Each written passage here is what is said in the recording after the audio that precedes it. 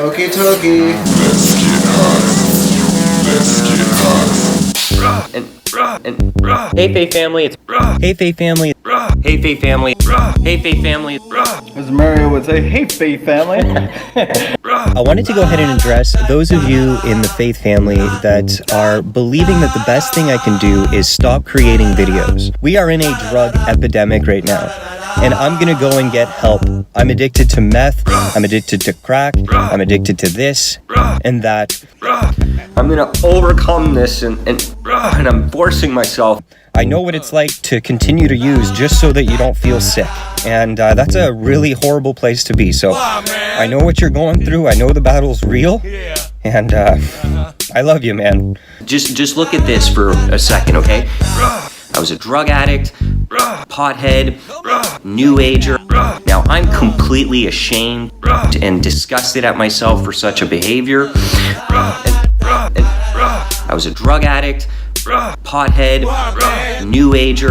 This is my background, and I have a very broken sexuality, and I'm praying that the Lord restores it. It's disgusting, it's shameful, and I talked about the drugs and alcohol and how that affected me in this circumstance here. What especially marijuana did to me, and I know it doesn't affect everyone in the same way, but for me, it induced what's called hypersexuality.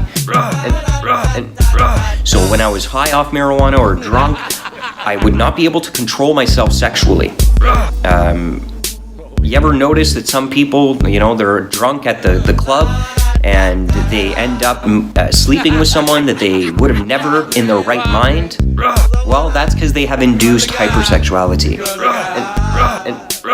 And this is a problem when you're using drugs and alcohol. And I've been struggling in my walk in being sober for a while and then falling back into it and then just picking myself back up and thinking, oh, I've got this figured out, and only to find out later that no, I don't, and I fall back into it. And it hurts, and it's a really bad place to be in. Trust me, I know more than most. I know a lot of people think that marijuana can't be physically addictive, but my level of using got me to the point that if I didn't smoke, I wouldn't eat right, I wouldn't sleep. It messed up my body. There was a physical dependency that developed, okay? The way you described it was cleaning up dirt. Can you explain that a little bit to them and what that means? Yeah, for sure.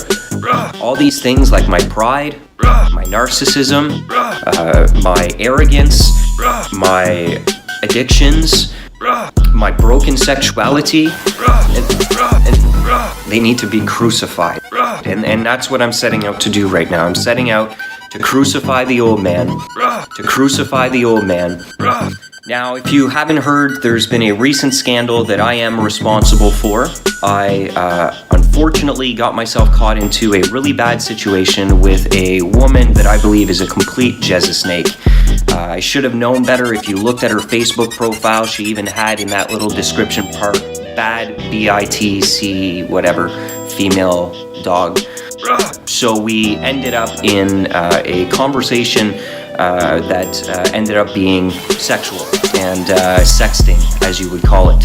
And so this Jesus snake ended up letting me know that her fantasy was a threesome with two guys, and being the lustful, lost person that I was in that moment, I played into the fantasy in order to receive from her the photos, the videos, etc., which worked. And I'm not proud about that, but I do want to clear this up. I'm not a homosexual, neither are my friends. I definitely have a broken side of me still, which is sex yoga. And I believe that I opened myself up to demonic spirits of Jezebel like never before by doing that. If you don't know what Tantra is, it's basically the art of using sex in order to raise your consciousness. And there's all sorts of techniques and philosophies that go behind it. And so I had gotten really involved in that. So pornography, Tantra, sexual promiscuity. I've opened up about my struggle with marijuana.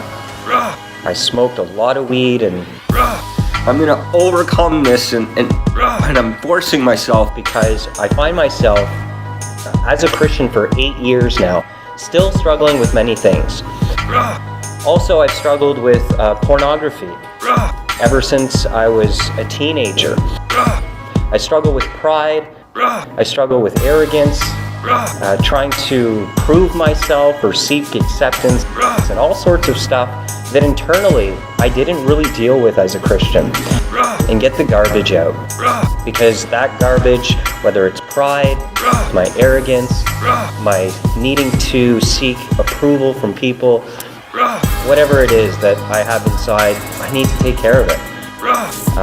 It causes all sorts of problems, whether it's addiction or bad attitude, bad reactions, all sorts of stuff. And so I'm really excited, bro.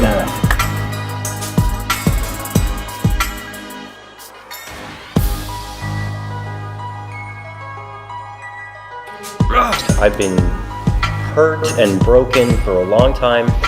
This is my background. I have a very broken sexuality, and I'm praying that the Lord restores it. It's disgusting, it's shameful, and this is the danger when you listen to people on the internet who take advantage of a story like this to create a sensational video that gets views and to tear down someone. And this group of online stalkers has been viciously attacking me for years. One year she happened to dress up as a witch, and all of a sudden my mom's a witch and I'm part of a coven.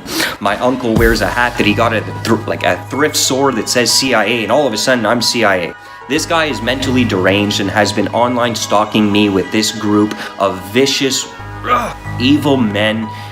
But this is the reality. This is a group of very sick individuals who pounce on any opportunity to destroy me and have been doing it historically for a long time. But I gave them ammunition this time. But I'm glad that all of this has been exposed, because this is the best way for me to learn my lesson and repent. That I need to purge these things out. I was trying to do it behind the scenes in a sense, and because there's a lot of shame and guilt. I didn't want the light to be shined, the public light to be brought onto these things, but now they are, so I'm dealing with it now more than ever.